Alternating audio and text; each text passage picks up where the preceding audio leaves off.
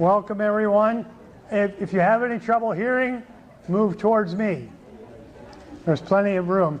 This room was nearly filled this morning for the presentations, and I guess most people have heard me.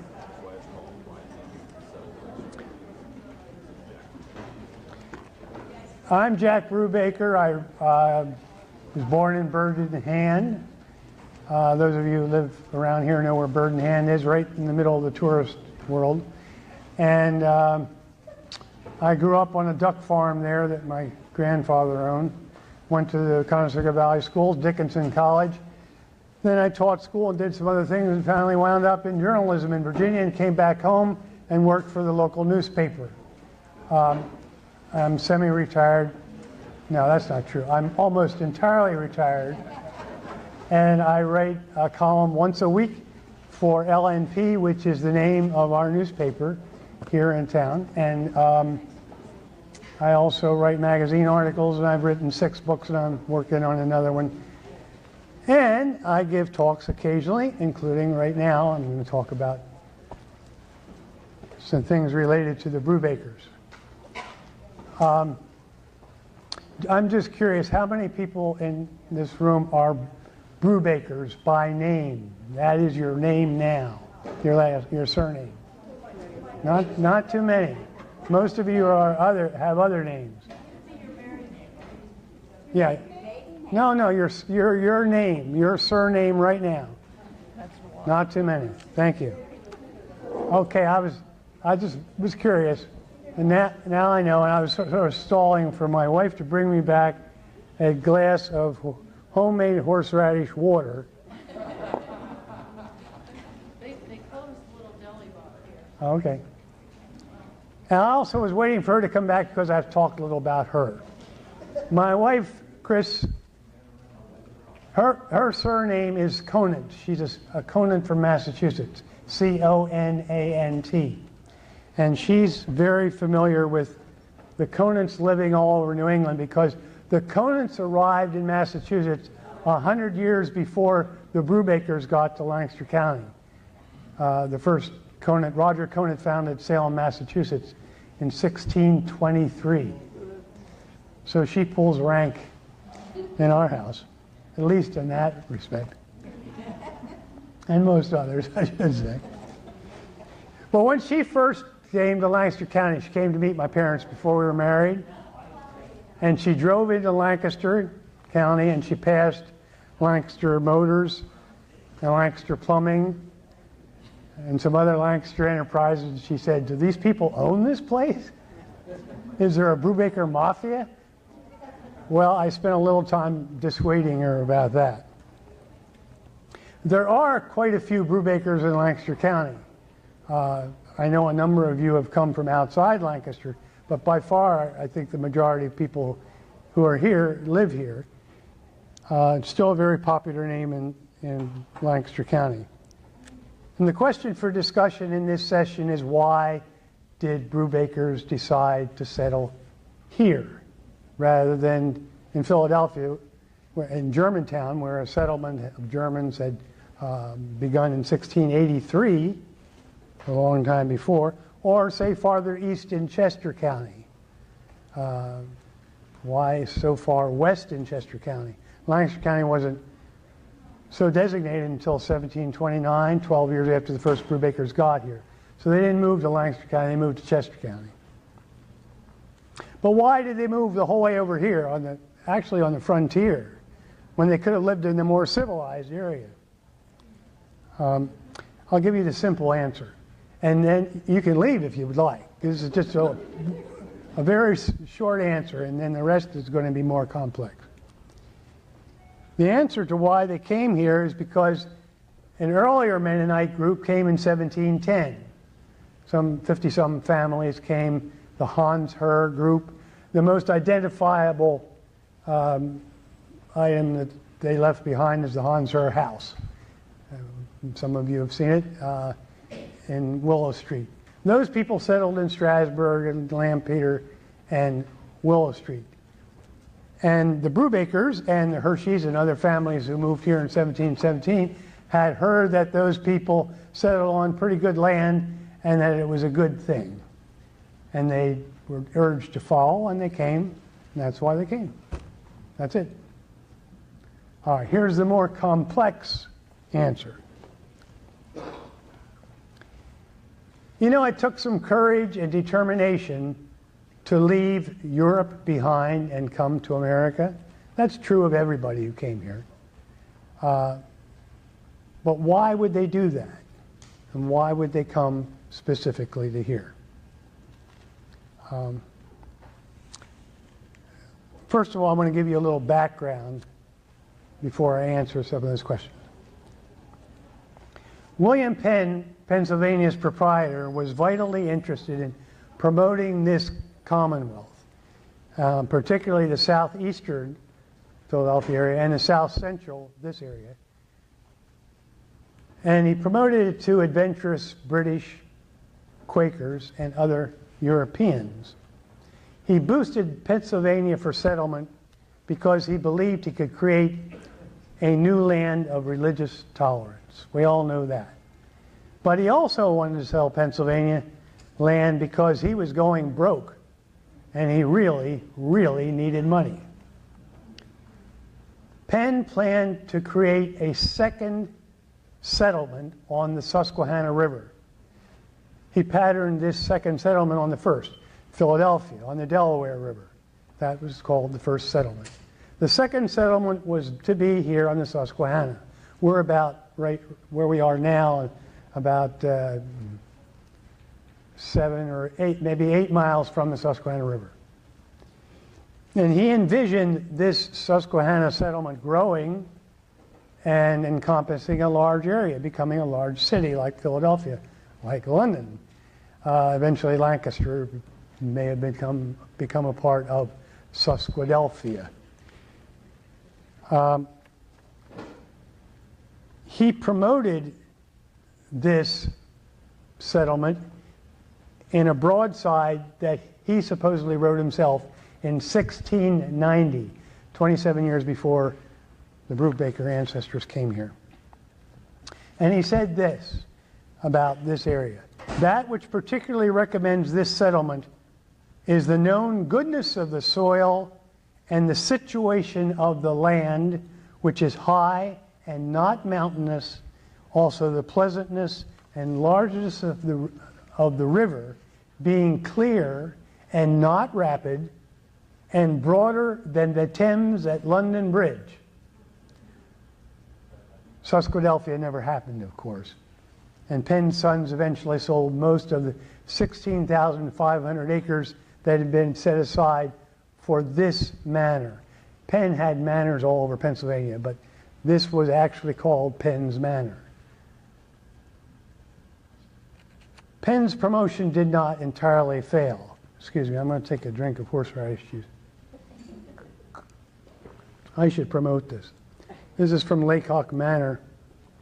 My good friend Sam Stolzfus, who's going to be talking tonight at 7:30, his wife makes this horseradish, and it's great. But right now it tastes better as water. The promotion didn't fail. English and Welsh Quakers came to this part of the world. So did Scots, Irish Presbyterians, and later French and Dutch. They settled in eastern Chester, what was then eastern Chester County, at Gap and on both sides, in that area. They were the first permanent settlers of Lancaster County, not the Mennonites who settled in the Hans Herr group, but those people. There are very few evidences of the buildings that left behind, but I was in one of them. All those people coming to this area of Pennsylvania made it the most cosmopolitan, made Lancaster County the most cosmopolitan part of the Commonwealth. Limited to Western Europeans, of course, cosmopolitan in that way. And then there were the Germans. The Penn interests had begun promoting Pennsylvania directly to the Germans in the 1680s. And Penn encouraged that first settlement at Germantown, which is now part of Philadelphia, but originally it was about 6 miles north of the city.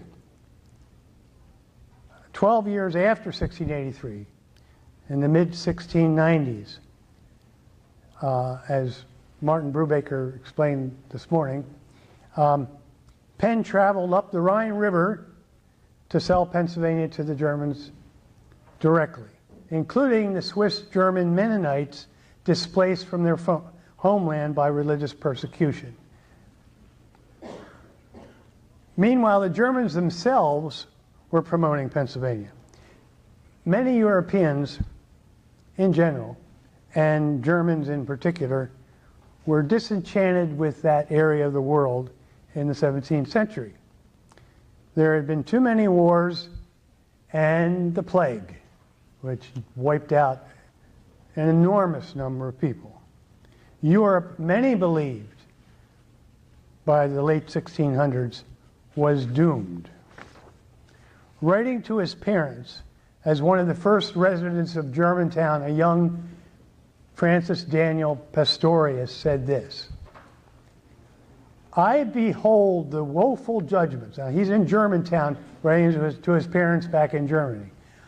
"I behold the woeful judgments of wrath and severe chastisement, which in the irrevocable course of divine justice will be poured out over Europe till this abhorrent Babylon is completely perished.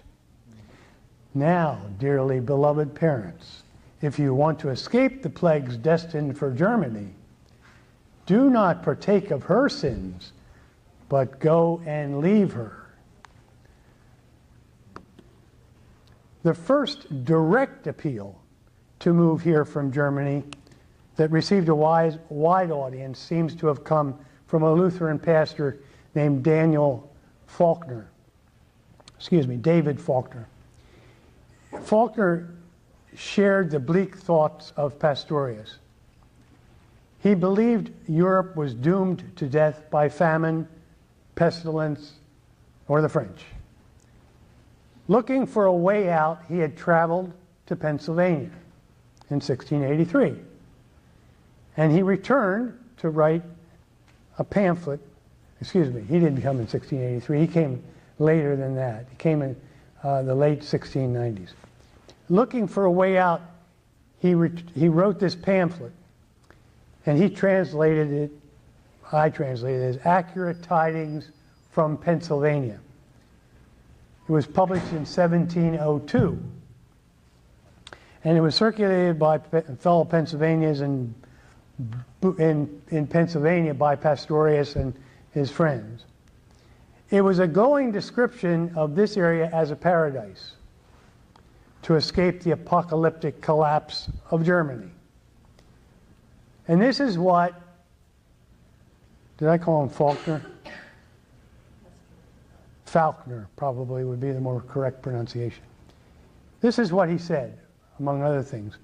"The fertility of the country," meaning here, "is excellent, and the culture of grain vies with several parts of the Palatinate.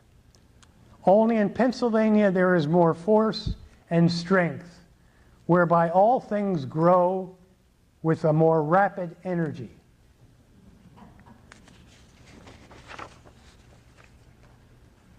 The first permanent Mennonite settlement in what would become Lancaster County occurred 8 years later, after this tract appeared. A settlement of Palatinate Mennonites that had been living in Germany since leaving Switzerland,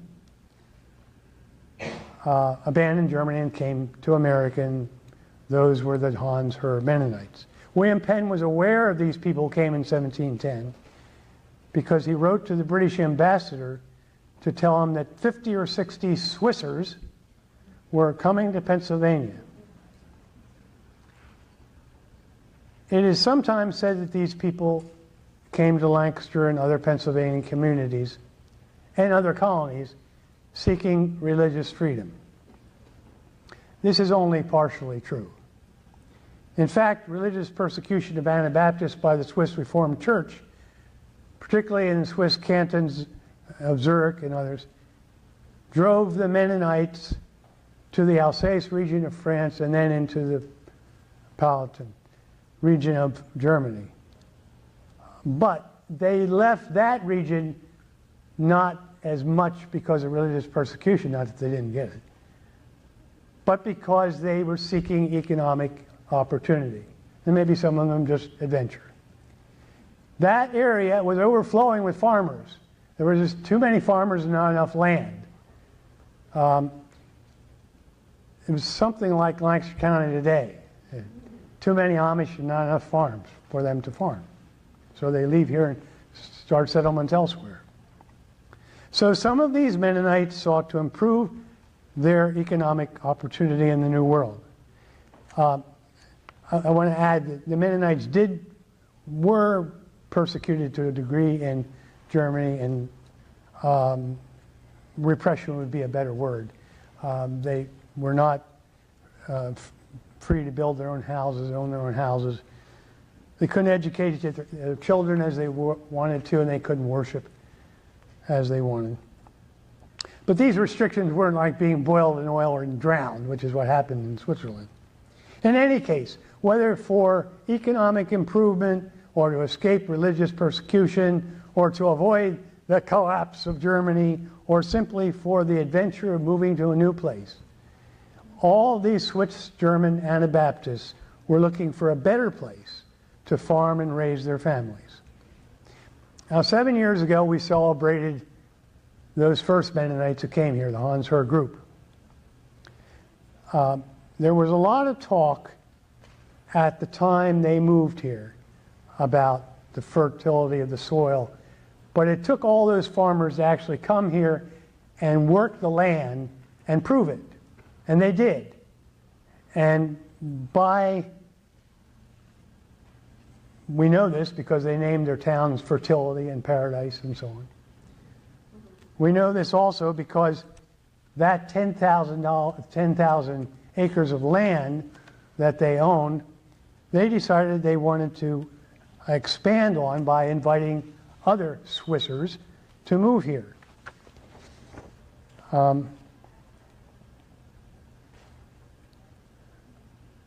Before I get on to the Brubakers coming here, let me tell you one other thing which I think is fascinating. It's something I never really thought about until recently. If this land was so great, and we know it was, where the Hans Herr people lived in the Lampeter, Strasbourg, Willow Street area, and then where our ancestors moved more into the hemp fields. If this land was so great, why didn't the English farm it themselves? Why didn't they take the best land?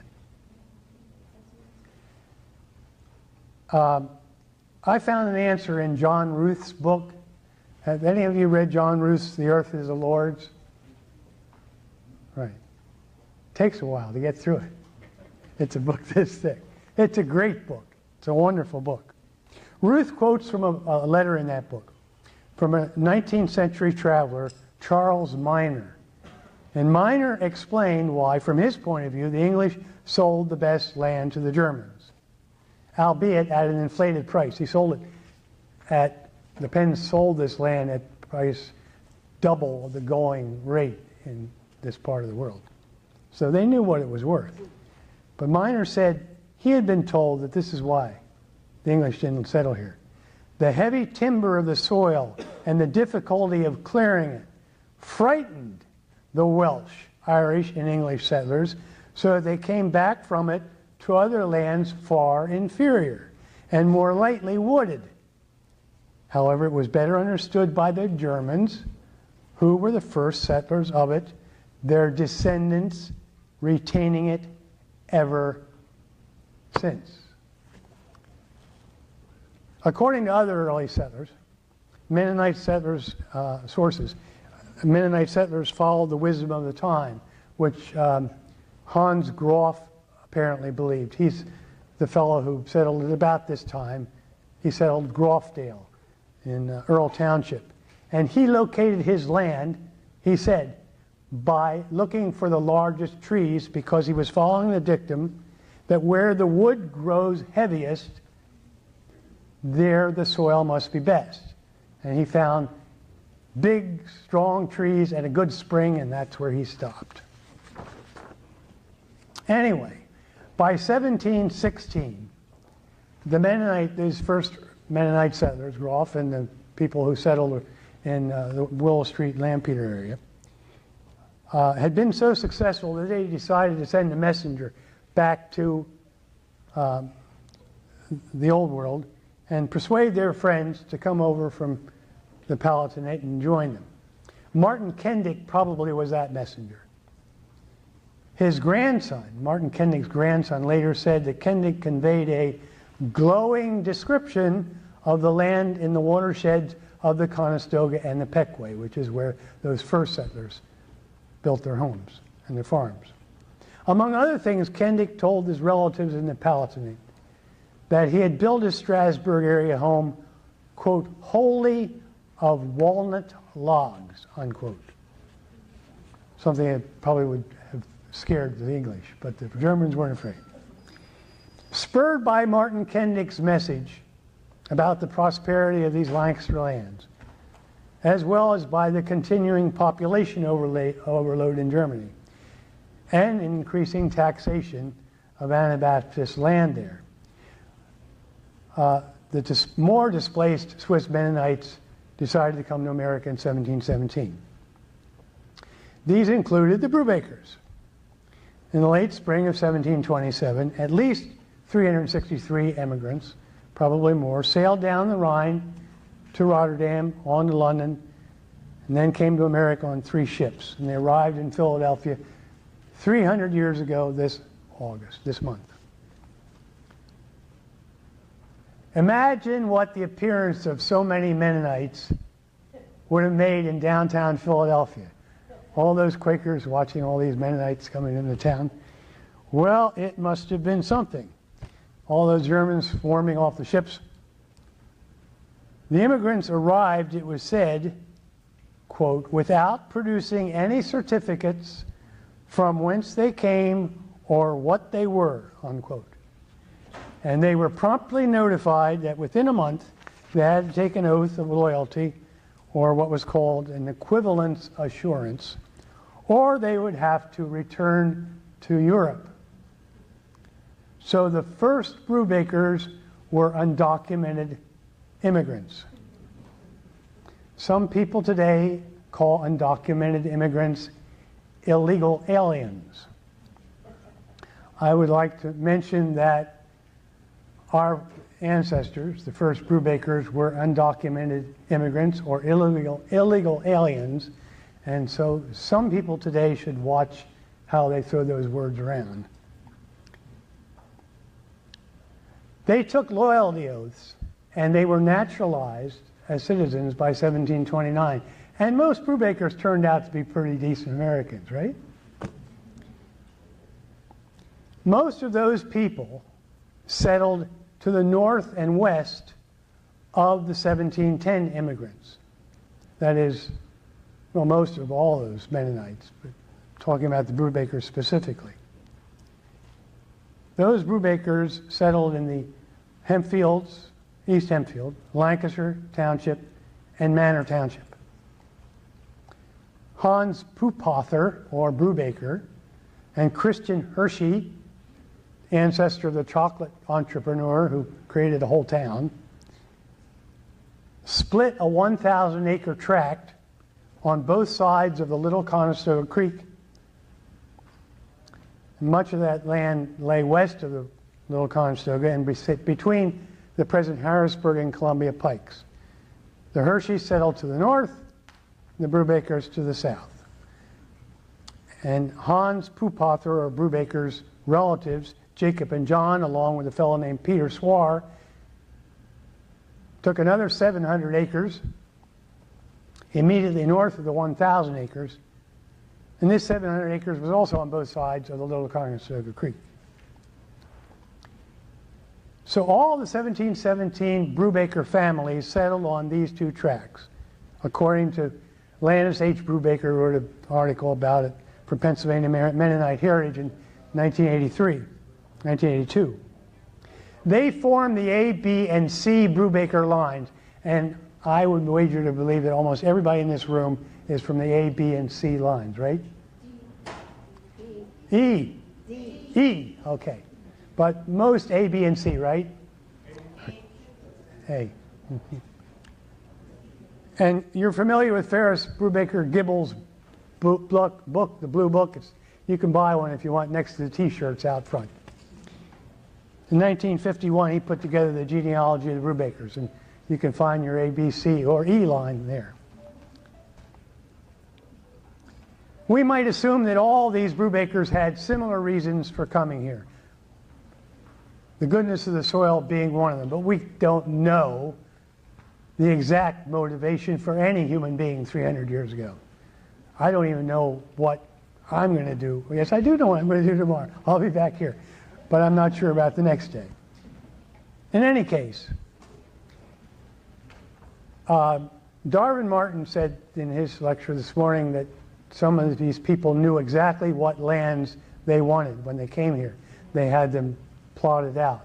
But they didn't all, because the English surveyors of the 1717 lands, it is said, found the Brubakers and other newcomers as deliberate in choosing their homesteads as their predecessors had been in 1710. In fact, the chief surveyor of Lancaster County, of Chester County, became irritated with the newest settlers. He called them long-bearded Swissers. He said they gave him a great deal of trouble before he could get them to settle on specific tracts. They were picky. In fact, he had to threaten some of them with getting no property at all if they did not follow customary rules determining land allotment that the British had set up. By the way, I asked Craig Stark, who's a Hershey family historian, why he believes his ancestors also must have irritated the chief surveyor by being picky about lands.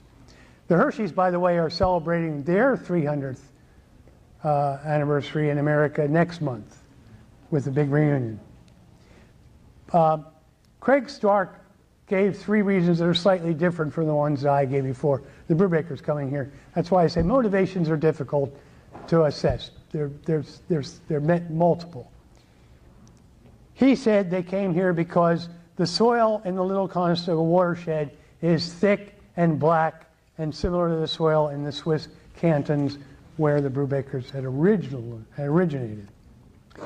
There was fresh water everywhere, and that's true. We still have well water, and we live just 2 miles from here. And Penn invited Mennonites to own properties bordering his manor because they and the pacifist Quakers would be better able to deal with the peaceful Conestoga Indians who lived not far from here than the militant Scots-Irish. That's what Craig said. The Brubakers and the Hersheys and the other new families eventually worked out the details of where each would live. Other Mennonites who traveled with the Brubakers to Pennsylvania settled on lands nearby, some of them on the 3,000 acres of the manor William Penn had set aside for the Conestoga Indians in 1701. Penn decided that he wanted a group of peaceful Indians staying in this area to show other Indians, hostile Indians, that Indians could live peaceably with the intruders. But by 1717, when the Brubakers came, Penn's sons had reduced that reserve for the Conestogas to just over 400 acres, and that's about 4 miles south of here, Conestoga Indian Town. By 1721, Pennsylvania Governor William Keith described the shrunken lands of the Conestogas as surrounded by fine, quote, fine plantations or farms where they raised quantities of wheat, barley, flax, and hemp without the help of any dung. Can you imagine farming without any manure? Could be done today. Some people do it. So everyone prospered, except the Indians. In 1763, 36 years after the first Brubakers arrived, The Paxton boys massacred the last of the Conestogas 4 miles from here, and then they moved the rest in town to Lancaster for safekeeping in the workhouse, and they broke in there and killed the last of the Conestogas. The massacre itself, fortunately, is not an essential aspect of Brubaker history in Lancaster County. But it is right that we recognize that our ancestors, along with many others, participated in appropriating America from its original inhabitants. So there you have some of the answers as to why your ancestors settled here rather than somewhere else. And I suspect you have other ideas you could probably add. But before I end my talk, and you can talk to me afterwards, I want to add a personal footnote. Is there anyone in this room descended from Michael Brubaker of the F line? No, there was one person this morning, and I in talking with an old friend of mine, discovered that he was from the F line, and we were just amazed. So there are 2 people here from the F line.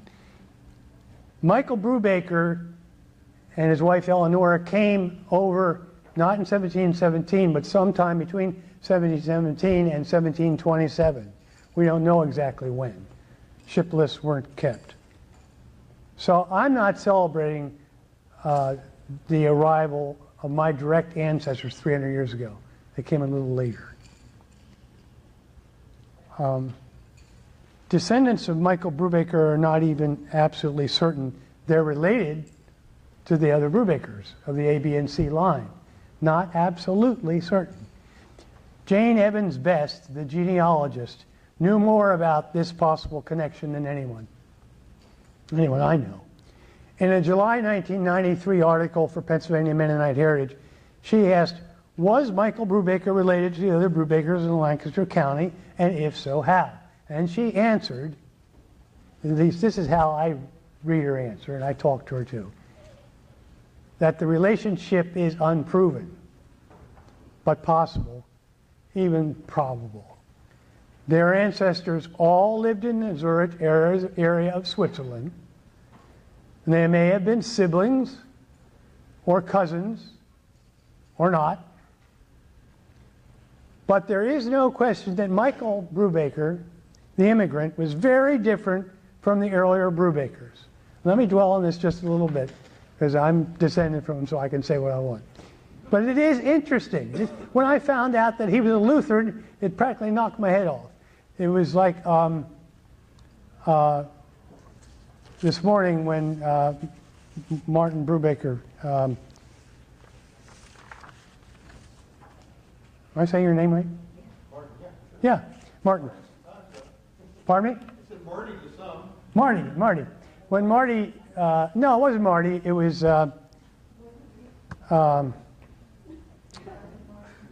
Devin Martin. He said that we're Celtic. Oh, we are Celtic, yeah. Yeah. Did you say that first? No, I said it first. You said it first, and then he reinforced it. And I never knew it, so I'll say it third. That we're Celtic originally, not Germanic originally. And that makes me feel so good. But finding that this Michael Brubaker was a Lutheran, not a Mennonite, didn't make me feel good or bad. It just made me feel different. So he was different in other ways. First of all, he came at a different time. Secondly, he settled not in the heart of the settlements of the other Brubakers, but just south of New Holland in what's now New Holland, in Earl Township. And why he was Lutheran, I don't know. But when he settled here, he joined Trinity Lutheran in Earltown, which became New Holland. And then his son was a Lutheran, but then his son became a Mennonite.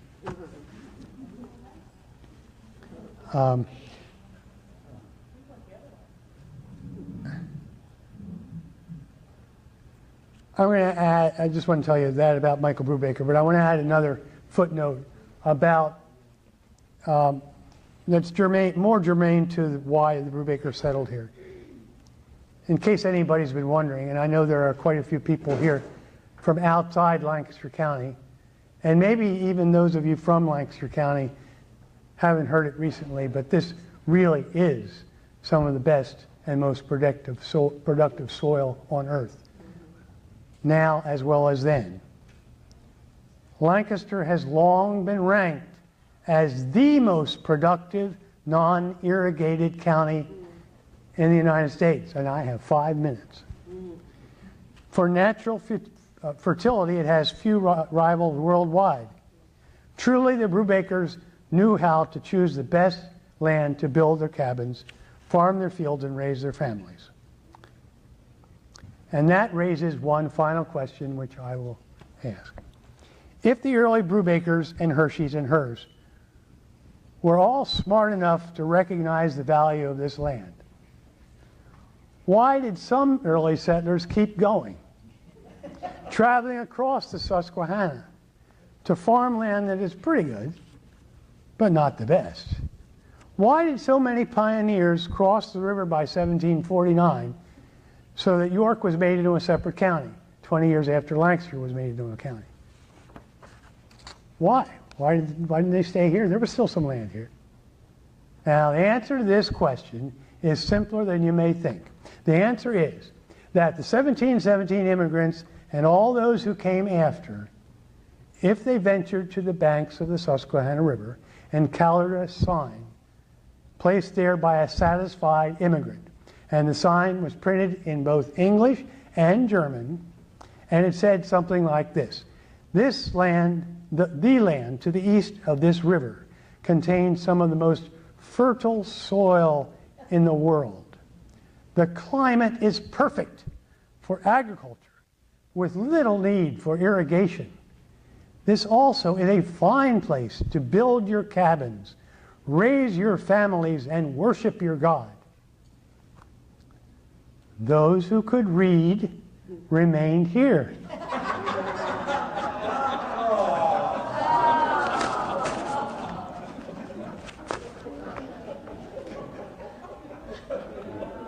I don't tell that story in York County. Is York County similar to Lancaster's county soil, though? Truly. Is it? Is York County soil similar to Lancaster County? It's similar, yes, but overall it's not as productive. It's not as good. Years ago, I read someone claiming that there were two most fertile areas in the world, Lancaster County and a place in Belgium. I don't remember the source and I don't trust it. Comparing soils worldwide, I don't get. But productivity can be measured, and it is measured, and this is the most productive non-irrigated county in the country. Well, thank you very much, and if anybody wants to ask any other questions or make any comments, I'll be up here or back there.